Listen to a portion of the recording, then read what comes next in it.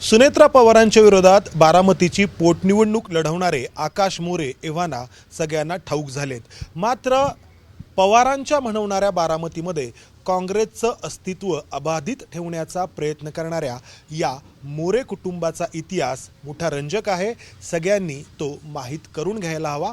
आपल्यासोबत आकाश मोरे यांचे वडील माजी आमदार विजयराव मोरे आहेत. शरद पवारांच्याही आधी त्यांनी बारामतीमध्ये त्यांचं म्हणून राजकारण सुरू केलं होतं.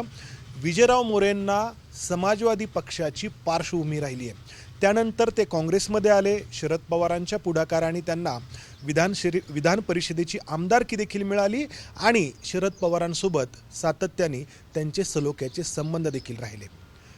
एवढंच नाही तर 2024ला झालेली लोकसभेची निवडणूक ज्यासाठी त्यांनी सुप्रिया सुळेंचा प्रचार केला आणि त्यानंतर झालेल्या विधानसभेच्या निवडणुकीमध्ये त्यांनी योगेंद्र पवारांसाठी प्रचार केला. मात्र आत्ता असं काय झालं की अजित पवारांच्या अपघाती दुर्दैवी मृत्यूनंतर देखील मोरे कुटुंब पोटनिवडणुकीमध्ये उतरलं आहे. नमस्कार, ABP माझामध्ये तुम्हा सगळ्यांचं स्वागत. आपण सिनियर मोरेंपासून सुरुवात करूयात.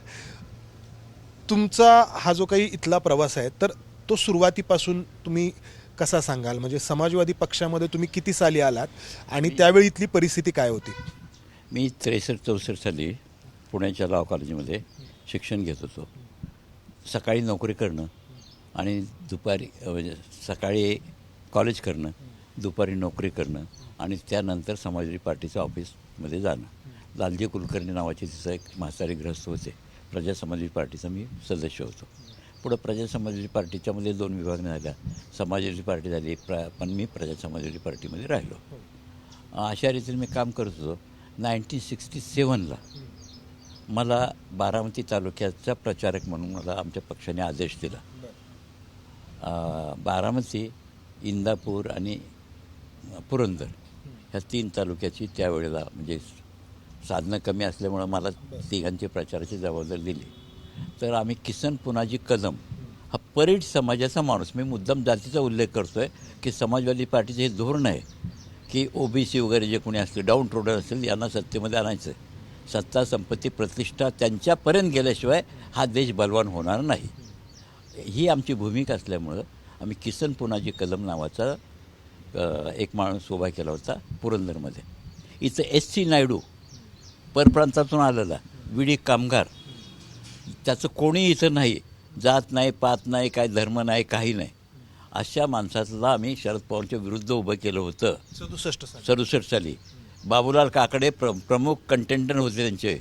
ते सगळे त्यांचा तो सगळा प्रचार जो होता तो कुठल्या लेवलला होता ते मी सांगत. तुमच्याही राजकारणाची करताना त्यावेळी सुरुवात होती. हां. त्यानंतर 1972ला तुम्ही स्वतः शरद पवारांच्या विरोधात निवडणूक लढवली. हो. मी 1972 मला समाजवादी पार्टीने तिकीट दिलं कारण मी वकिली करत होतो आणि वकिली हाच माझा हे होता. वकिली करून मग संध्याकाळच्या वेळेला शेतकरी शेतमजूर पंचायतीचं मी काम करायचो आणि आम्ही ऑफिस छोटं मोठं ऑफिस होतं ते आम्ही चालवायचो. त्याच्या अगोदरचे 71 साली मी रामराव काकडे नावाच्या माणसाचे म्हणजे आमचे मित्र होते, वकीलच होते. त्यांची लोकसभेची निवडणूक लढवली होती. त्यामुळं मी परत एकदा लाईमलाईटमध्ये आलो होतो इथं. आणि समाजवादी पार्टीला आमच्या इथले वायस कानेटकर वगैरे, गणी आचार होते, हे सगळे छोटे लोक जे होते त्या सगळ्या लोकांनी मला हे म्हटलं की तुम्ही लढवायला पाहिजे. माझी फारशी परिस्थिती नसताना किंवा मी एकटा असताना, माझे सासरे माझ्या विरुद्ध असताना मी 72 सालचे इलेक्शन लढवले. त्यावेळेला शरद पवारांच्या विरुद्ध मला 12 का 13 हजार मतं पडली होती. पण त्यांनाही 24-25 हजाराच्या पेक्षा मतदारसंघ लहान छोटा. बरं, त्यानंतर एक महत्त्वाचा टप्पा तुमच्या कारकिर्दीतला म्हणजे तुम्ही स्वतः काँग्रेसमध्ये येणं. नाही तर त्याच्यात जर मला सांगायचं म्हटलं तर काय, 72च्या नंतर पुढं आपल्याला सगळ्यांना माहिती आहे की तो आणीबाणीचा काळ आला. आणीबाणीच्या काळामध्ये शरद पवारांच्या आमच्या सासरे तिथं असल्यामुळं मी पूर्णपणे न घाबरता आणीबाणीमध्ये हे RSSचे किंवा कोणाचे सगळे जे वकील होते म्हणजे जे निष्कारण अरेस्ट ज्यांना केलेलं आहे त्यांची वकिली करत होतो. त्यामुळं मला बॅकग्राऊंड अशी मिळाली की ज्यावेळेस जनता पक्ष झाला त्यावेळेला त्या सगळ्या लोकांनी मलाच प्रोजेक्ट केलं 78 साली. त्यावेळेस जनता पक्षाच्या वतीने मी उमेदवार म्हणून उभा राहिलो होतो. अशी परिस्थिती. त्यानंतर मग असं काय घडलं की तुम्ही स्वतः काँग्रेसमध्ये आलात आणि किती साली आलात? नाही, काय झालं की त्याच्यानंतर 78च्या नंतर मी असं ठरवलं की इलेक्शनच्या नंतर की पूर्ण सामाजिक काम करायचं. मग मी नामांतर लढ्यामध्ये गेलो, तिथं मला 2 महिने शिक्षा झाली. त्याच्यानंतर मी पुढं शेतकरी शेतमजूर पंचायत वगैरे सगळं आम्ही काम सुरू केलं. परंतु अचानकपणे 80च्या दरम्यान शरद पवारांनी ते पूर्वज काढलं होतं.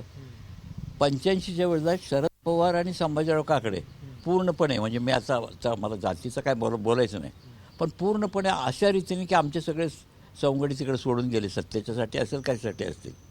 मग मला काँग्रेसमध्ये जो सर्वसमावेशक पक्ष होता, तर जनता पक्ष सोडून मी कशाला कुठेही नव्हतं मध्ये 2-3 वर्ष. मग मी काँग्रेसमध्ये गेलो. मला काँग्रेसने उपाध्यक्ष केलं कुठं जिल्ह्याचं, आणि मी इथला प्रमुख होतोच. आणि मग माझ्यानंतर शरद पवार काँग्रेसमध्ये आले. हां, तुम्ही 84 साली गेलात आणि 85 आणि शरद पवार 85. मला वाटतं त्यावेळच्या 86-87ला औरंगाबादच्या नंतर ते आले. राजीव गांधी आले हो. होते वगैरे त्यावेळी आणि त्यामुळं शरद पवार त्यावेळेस नुसते आमदार होते. बरं. त्यामुळं माझं बारामतीला सेशन कोर्ट आणावं, अशा ज्या सगळ्या आमच्या लढ्यामध्ये शरद पवार आम्हाला खूप मदत केली. सेशन कोर्ट त्यामुळे 89 साली बारामतीला आलं. म्हणजे तोपर्यंत तुमचा इथला राजकीय संघर्ष हा शरद पवारांच्या विरोधात होता. त्यानंतर 1990ला तुम्हाला काँग्रेस पक्षाकडून विधान परिषदेची आमदारकी देण्यात आली.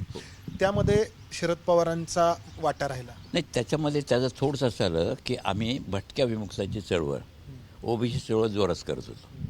त्यावेळी आमचे एक मित्र होते डॉक्टर शेमडे म्हणून, तर ते त्यांच्यावर आम्ही नागपूरला खूप मोठा मोर्चा काढला होता. आनंदकुमार पाटील होते, हरिभाऊ शेळके होते, असे थोडे आता जे काही जे फारसे लोकांच्या परिचित नसलेले लोक होते. आम्ही खूप मोठा मोर्चा काढला होता. आणि आमचं काय म्हणणं होतं की तुम्ही ह्या भटक्या विमुक्तांना जास्त सवलत दिल्या नाहीत तर त्यांचं काही प्रगती होणार नाही. त्याच्यामध्ये मेजर या ठिकाणचा धनगर समाज होता. पण मुद्दाम असं झालं की त्यावेळेला मला असं वाटतं की देशमुख म्हणून होते. देशमुख आमच्या मोर्चाला सामोर आले. त्यांच्या हाताने पगडी बिगडी बांधली होती. ते म्हटले, अरे मला 2 तास सुरू ते पागोटं सांभाळता येत नाही, घोंगडी सांभाळता येत नाही, आणि तुम्ही कसं दिवस काम करताय. हा धागा पकडून आम्ही हे केलं. पण शरद पवार म्हटले ते काही होणार नाही. पण आम्ही तिथं राहिलो नागपूरला. नागपूरचं अधिवेशन चालू होतं. नेमकं व्ही पी सिंगांनी इलेक्शन जाहीर केलं. आणि मी म्हटलं मी इलेक्शनला 90 साली उभे राहणार काँग्रेसतर्फे. काँग्रेसचं मी तिकीट मागणार. तुम्ही काय महाराष्ट्रात प्रसिद्ध, तुम्ही आज कुठून तुम्ही निवडून द्या, तुम्ही दौंडला उभे राहा. तर त्यांनी ते माझ्याकडे पाहिलं, त्यांनी हसले. म्हटलं काय तुम्ही बोलू नका, मी काय बरोबर करतो. मला काय लक्षात आलं नाही खरं. तर मी म्हटलं हे बघा ते बाकीचं जाऊ द्या, पण आपलं ते भटक्या सवलती नक्की ना. ते म्हणजे भटकणाऱ्या मी लोकांना देतो. मग जो समाज धनगर समाज किंवा भटकणारा जो समाज आहे 6 महिने भटकतो त्याला भटक्याच्या सवलती द्यायच्या. पुढे ते 11% होत्या, मग त्या पुढे त्यातल्या 3.5% झाल्या. तो इतिहास वेगळा आहे. पण त्यांनी द्यायचं ठरवलं. तर म्हटलं हे पक्का आहे का? ते म्हणजे पक्का आहे. मग मी म्हटलं बरं ठीक आहे. मग त्यांनी एक सांगितलं की तुमच्यातले स्टॉलवर लोक मला पहिल्यापासून सांभाळलं आहे, म्हणजे मी राजकारणात आल्यापासून सगळा आमचा हा जो समाज जो ज्याला म्हणतात तो शरद पवारांच्या बाजूला होता. माझे सासरे स्वातंत्र्य सैनिक होते.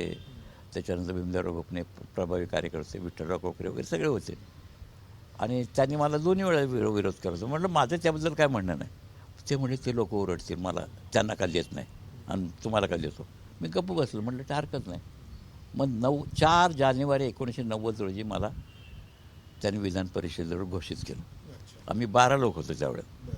12 लोक. त्यामध्ये शरद पवारांचा म्हणजे मोठा शरद पवारांच्यामुळंच झालं, ही गोष्ट तीच खरी. आणि शरद पवारांच्यामुळंच मला काँग्रेस सोडावी लागली, ही गोष्ट खरी.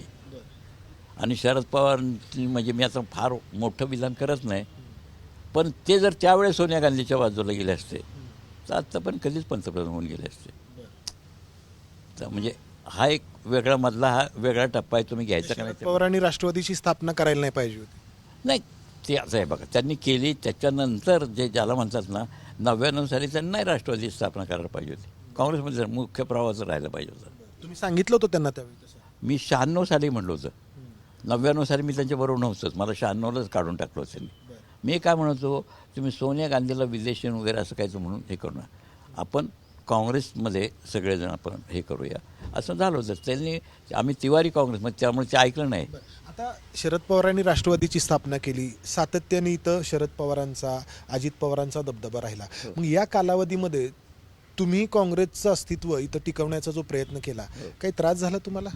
नाही, मला हे खरं सांगू का, तसे शरद पवार तुलनात्मक इतर राजकारण्यापेक्षा फार डेमोक्रेटिक आहेत. त्यांनी जातीच्या संदर्भात कधी फार मोठं कधी भांडवल केलं नाही किंवा मला जाणूनबुजून त्रास द्यायचा असं नाही.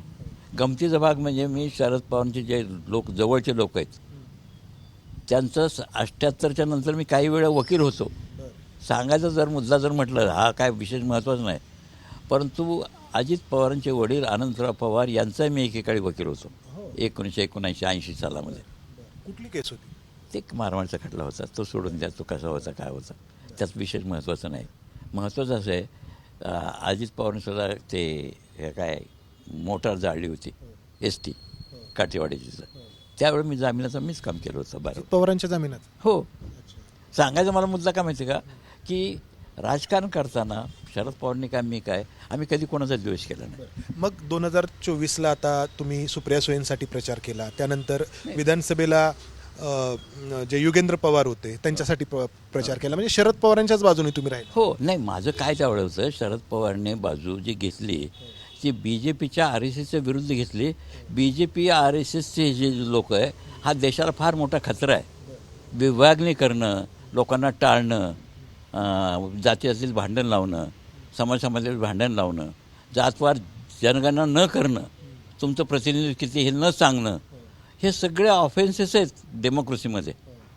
तुम्ही काय करताय की आफ्रिकेमधला माणूस सुधारला पाहिजे म्हणून सांगताय आणि आमचा आदिवासी तसंच राहायला चालताय, जंगल तोड करताय, अदानीच्या घशामध्ये सगळे जंगलं घालताय, विमानतळ घालताय. हे जे धोरण नाही, ह्या धोरणाचे प्रतिकात्मक काय असा, या आम्हाला हे माहिती आहे अदानी तुमचे मित्र आहेत, पण तरी निदान तुमचा जो काही चेहरा आहे तो तुम्ही या बाजूने वापरता म्हणून आम्ही त्यांच्याबरोबर होतो. अदानी शरद पवारांचे मित्र आहेत. आता हे तुम्ही दाखवून दिलं, त्यांना 22 कोटी दिलेले आहेत, ते सोनं आहे त्यांच्या प्रतिष्ठानला. विद्या प्रतिष्ठान. हां, मग तुम्ही विधानसभेला जर शरद पवारांच्या उमेदवार जे होत्या सुप्रिया सुळे, त्यानंतर युगेंद्र पवार यांच्यासाठी प्रचार केला, मग आता तुम्हाला का वाटलं की ही निवडणूक लढवावी? सुनेत्रा पवार नाही, मुद्दा काय माहिती का, त्यावेळेस सुद्धा ते RSSच्या BJPच्या धोरणाच्या विरुद्ध होते म्हणून आम्ही त्यांच्याबरोबर होतो ना. आता नाही नाही, आत्ताही जर ते असते इकडं आणि आकाशच्याऐवजी त्यांनी त्यांचा कुठलाही उमेदवार सांगितला असता, XYZ कोणी सांगू द्या, काटे असू दे, जगताप असू दे, कोणी आणखीन चावरे असू दे, तरी आम्ही त्यांच्याच बाजूला राहिलो असतो ना. पण त्यांना म्हणजे आत्ता जसं जसं वय होत गेलं तसं जसं शरद पवार हे घराणे म्हणजे त्याचं जे ज्याला म्हणतात ना थोडंसं हे राजकीय विचार बाजूला सारून की आपण कसं वैचारिक भूमिका जी असते सरंजामदारी वृत्तीत ते गेले. नीट लक्षात, माझं पुढं जाऊन असं म्हणणं आहे की 2020 सालापासून किंवा 21 सालापासून आपण जे पाहतो ते सरंजामदारी म्हणजे आपलं एक पिढ्यानपिढ राहिलं पाहिजे. तर हा विचार तो जर तुम्हाला मान्य, हा डेमोक्रेसीला घातक विचार आहे. आमचं असं म्हणणं नाही की आम्ही सत्तेवर कायमचं राहावं. तुम्ही हा विचार कदाचित असं विचार, मग राहुल गांधी कसे, अरे राहुल गांधी जनतेमध्ये गेले, हा आमचा मुलगा राहुल गांधी. या सगळ्या उमेदवारीच्या संदर्भात शरद पवारांनी काही संपर्क साधला तुमच्याशी? नाही साधला. त्यांनी साधला नाही, मी साधला नाही. ते राज्यसभा निवडून आल्यानंतर नुसतं आमचे एक ऑफिशियल ज्याला म्हणतात आपण जे उमेदवार आहेत त्यांच्याशी बोलूयात. आकाशराव, ही निवडणूक अशा पार्श्वभूमीवरती होतीये ज्यामध्ये अजित पवारांचा अपघाती दुर्दैवी मृत्यू झाला आहे. खूप मोठी सहानुभूती आहे सुनेत्रा पवारांच्या बाजूनी. अशा वेळी ही निवडणूक तुम्ही का लढवताय असा एक प्रश्न आहे. नाही, आमची चर्चा आता मी गेली 20 युवक काँग्रेसपासून मी युवक काँग्रेसमध्ये काम करतो. आम्ही काँग्रेसमध्ये येण्याचंच कारण आमच्या इथं शेजारी एक छोटंसं मंगल कार्यालय आहे, हॉल आहे, तर तिथं एक शैक्षणिक परिषद झाली होती आणि ती आयोजित केली होती नरेंद्र दाभोळकर, गोविंद पानसरे यांनी. आणि त्यावेळेस मी नुकताच कॉलेजमधून बाहेर पडलो होतो आणि मला एक राजकीय काही पार्श्वभूमी नव्हती. आमच्या घरात सुद्धा खूप डेमोक्रेटिक वातावरण आहे की कुठल्या पक्षाशी काम करण्याचं आमच्याकडे मुभा आहे. तर त्यावेळेस त्या परिषदेमध्ये नकळत आवडून म्हणून मी ते जाऊन बसायचो आणि तिथं यशवंत सुमन आणि त्यावेळेस मला वाटतं अटल बिहारींचं सरकार होतं आणि या देशाला ह्या विचारसरणीचा किती त्रास होईल हे त्यांनी त्या काळात सांगितलं. आणि मला वाटलं खरंच म्हणजे काही लोक पेटवणारे असतील तर आपण आगीचं बंब का होऊ नये.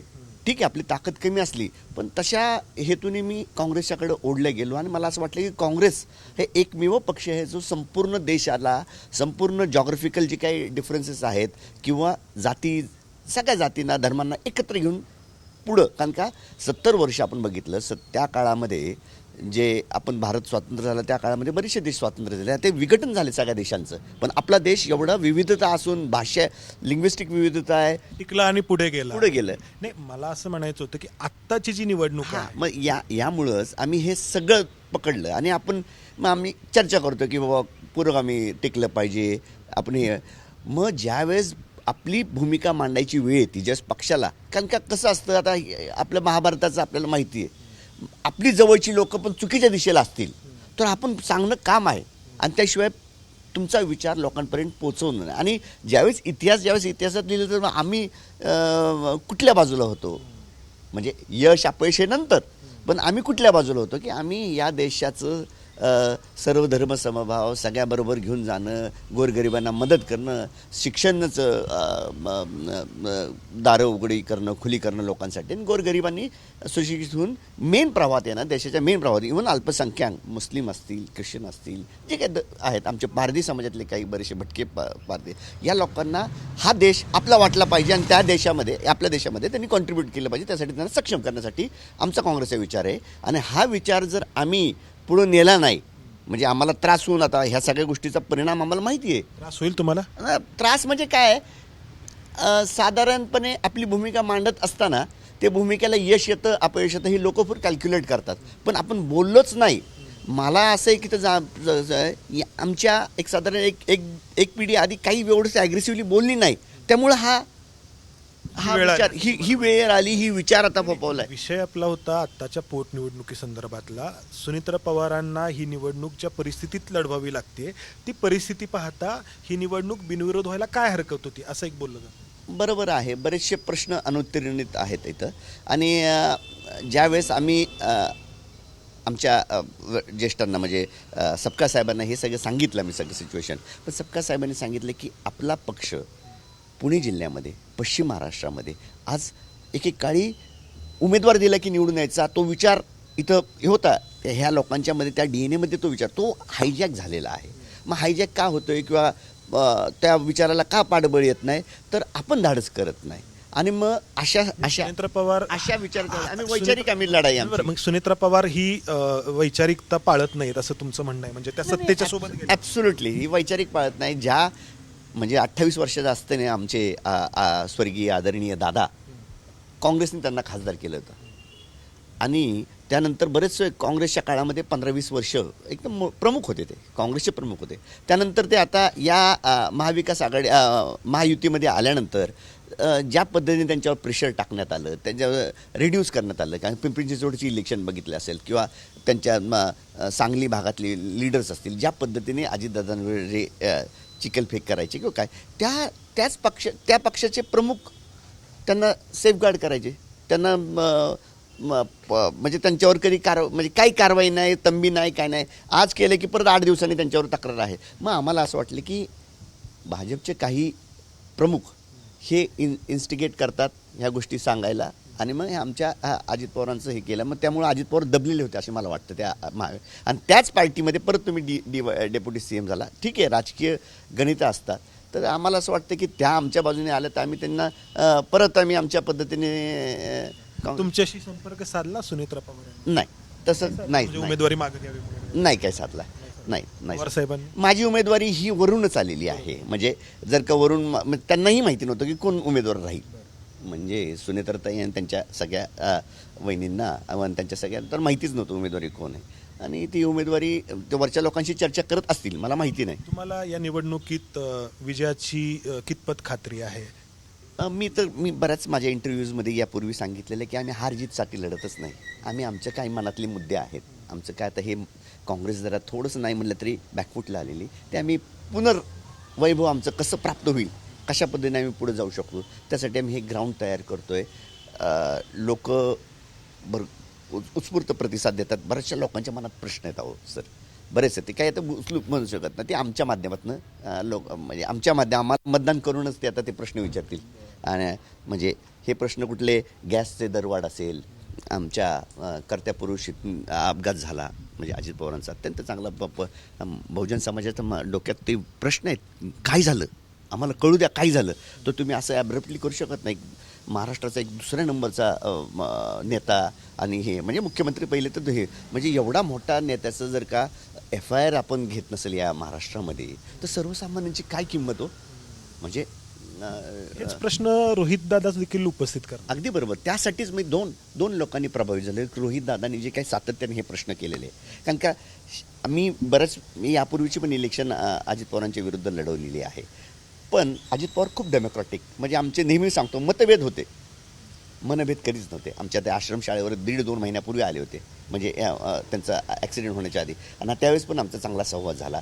ते म्हणले होते माझ्याकडे काम, म्हणजे असे सगळं चांगलं सहोदरी आमचं चांगलं हे असलेलं हे रिलेशन होतं. त्यामुळं ते या गोष्टीचा ओहापोह केलाच पाहिजे. कारण का रोहित दादांनी ज्या काय पत्रकार परिषद घेतली, इथं काय होत नाही, महाराष्ट्रात त्यांना न्याय मिळत नाही बघितल्यावर त्यांनी दिल्लीला कूच केली. आणि दिल्लीमध्ये आदरणीय राहुलजी गांधी, म्हणजे जे अन्यायाला 100% अन्यायाविरुद्ध लढणारे राहुल गांधी, त्यांनी सांगितलं की आमचं कर्नाटक स्टेट आहे, त्या काँग्रेस निवडणुकीचा मुद्दा असेल तुमच्या प्रचाराचा, ॲब्सोल्युटली असेल. हा एक वन ऑफ द मुद्दा आहे.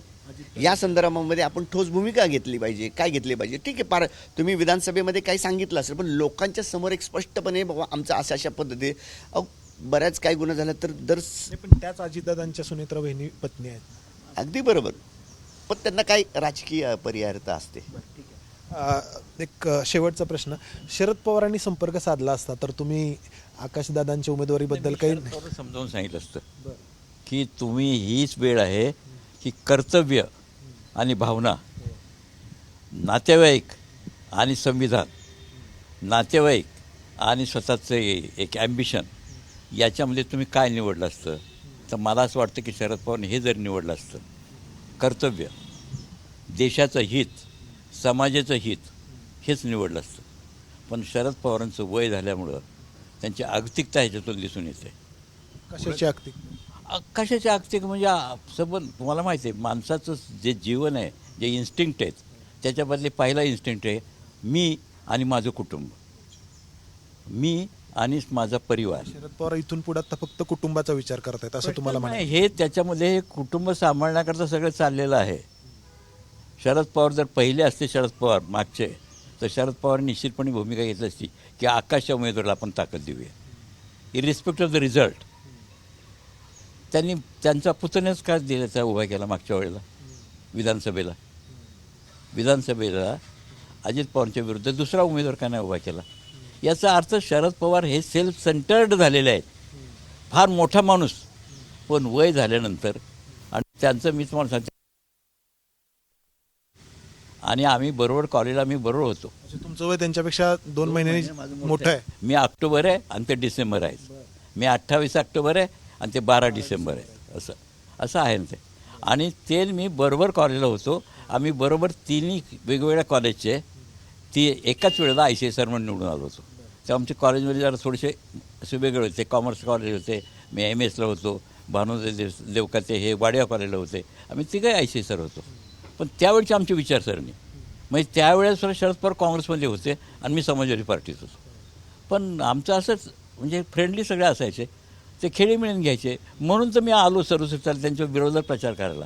आणि 67चं इलेक्शन झाल्यानंतर ते आमच्या घरी आले होते, आमच्या मुरटीला. आमच्या घरीचे एक झाड होतं चिंचेचं, त्या झाडाखाली ते थांबले होते, म्हणजे असं बसायची व्यवस्था करताना ते आले.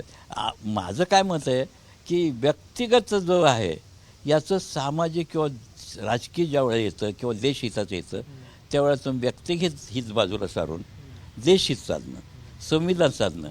आज काय झालं शिक्षणाच्या संदर्भामध्ये, या बारामती तालुक्यामध्ये किंवा महाराष्ट्रामध्ये अकॅडमी आणून ठेवल्यात. गरीब माणसाचा मुलगा लाख रुपये भरू शकतो का?